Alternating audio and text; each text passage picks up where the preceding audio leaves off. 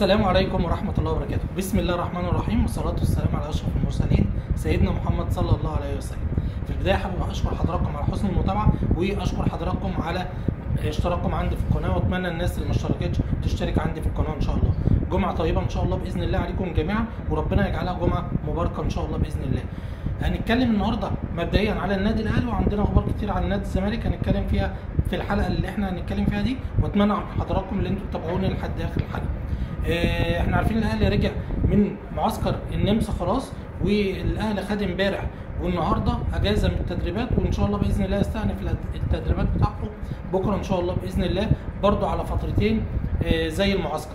المعسكر احنا عارفينه كان ناجح جدا، وانضم من خلاله اللعيبه بتوع منتخب مصر الاربعه، واللعيبه اللي راحت منتخباتها زي بيرسي تاو وعلي معلول و اليو ديانج.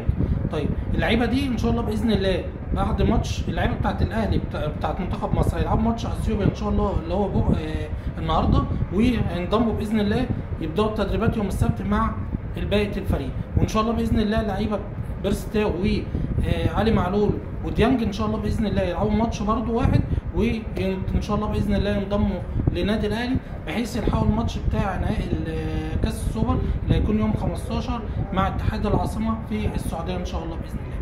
القصه بتاعت المهاجم والقلق بتاع المهاجم، انا قلت لكم يا جماعه واكدت على الكلام ده كله، سوزا، واحنا عرفنا ان سوزا ماضي للنادي الاهلي، بس المشكله في النادي بتاعه والمدرب مش عايز يستغنى عنه.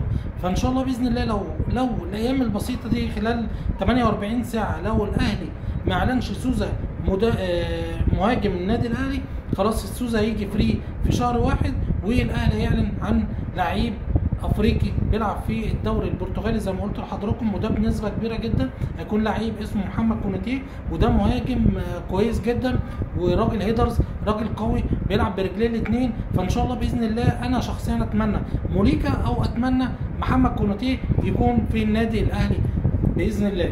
اللعيب ده لو جه الاهلي هيبقى لعيب او مفيد قوي، وانا هحط لكم صورته عندي في المقدمه بتاعت الحلقه بتاعت النهارده، وان شاء الله باذن الله يكون مفيد للنادي الاهلي لو الاهلي اعلن عليه خلال 24 ساعه 48 ساعه بالكتير قوي، لان اللعيب كولر عايز يبدا الماتش بتاع نهائي السوبر بالمهاجم الجديد ان شاء الله باذن الله.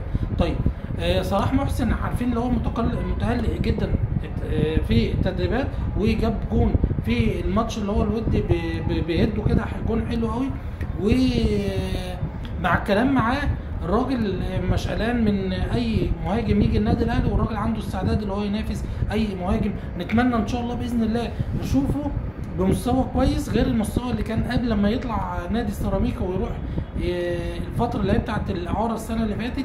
نتمنى ان شاء الله باذن الله نشوفه في مستوى كويس، ونتمنى نشوفه على قد النادي الاهلي. طيب الزمالك قصه، احنا عارفين القصه بتاعت الانتخابات اليومين دول والتقديمات بتاعت الزمالك. نتمنى ان شاء الله باذن الله ربنا يكتب للزمالك الخير، ونتمنى له نشوفه في مستوى كويس وفي احسن حال باذن الله. طيب بالنسبه لزيزو والكلام كتير على زيزو خلاص كده، احنا قلنا لو النهارده ما كانش اتنقل للسعوديه او راح السعوديه امبارح يوم الخميس، خلاص كده امبارح اللي احنا عارفين القيد قفل في السعوديه، خلاص زيزو كده بنسبه 100% باقي مع نادي الزمالك. نتمنى نشوفه بمستوى كويس اللي احنا عارفينه، وان شاء الله باذن الله نتمنى نشوف الزمالك عامه بمستوى كويس. وكمان كابتن مدحت عبد الهادي كان في كلام كده على سامسون، قال اللي سامسون بيعدوه في المعسكر اللي فات بتاع اكتوبر ده، في اللي كان معمول في 6 اكتوبر، الراجل عامل له اعداد قوي جدا وعامل له اعداد كويس جدا، وقالوا اللي هو هيظهر بمستوى تاني خالص غير اللي ظهر فيه الموسم اللي فات. وان شاء الله باذن الله نشوف لعيبه الزمالك على مستوى راقي، لان احنا قلنا كلام كتير قوي اللي الدوري من غير الاهلي والزمالك ولا اي حاجه. ان شاء الله باذن الله نشوف نادي الزمالك في احسن حال، ونتمنى له ان شاء الله باذن الله يخلص القصص اللي عنده والمشاكل اللي عنده، وان شاء الله باذن الله نتمنى الخير لبقيه الانديه المصريه ان شاء الله باذن الله. في النهايه بشكر حضراتكم على حسن المتابعه، وبشكركم واتمنى الناس اللي مش اشتركتش عندي في القناه تشترك، وشكرا والسلام عليكم ورحمه الله وبركاته.